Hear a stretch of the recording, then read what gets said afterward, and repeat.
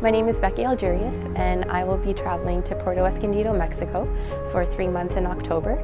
I will be serving at Escuela de Manantial, which is a local private Christian school, where I will be teaching English classes as well as taking over a volleyball and soccer program. Check this out.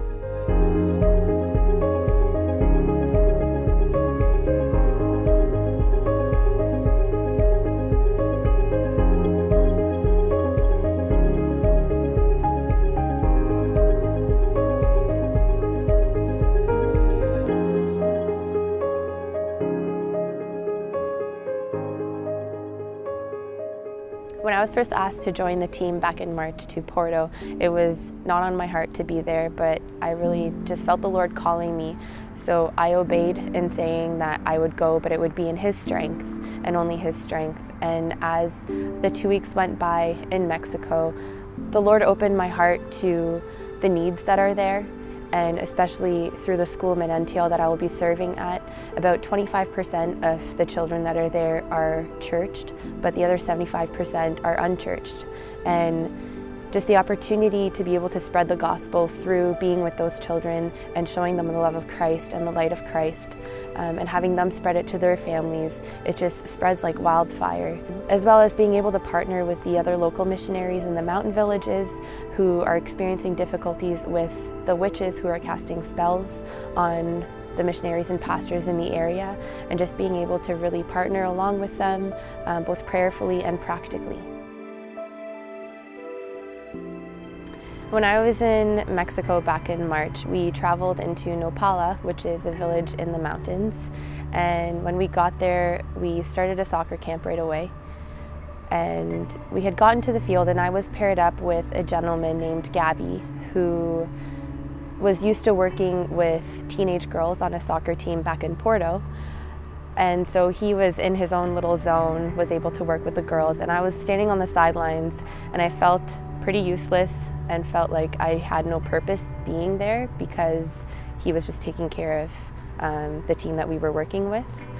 And as I had a conversation with the Lord, just asking Him what my purpose was there, because I knew that He had brought me there for a reason, I just wasn't aware of that reason at the time. And He highlighted the little girls that were sitting on the sidelines. And so I waved them over and started kicking a ball around with them. And just seeing the joy on their faces was so precious. And there was one little girl named Lily. She was about 4 years old. She kept pointing at the far end of the field and saying something in Spanish, but I didn't understand what she was saying, so I kept telling her that I didn't speak Spanish.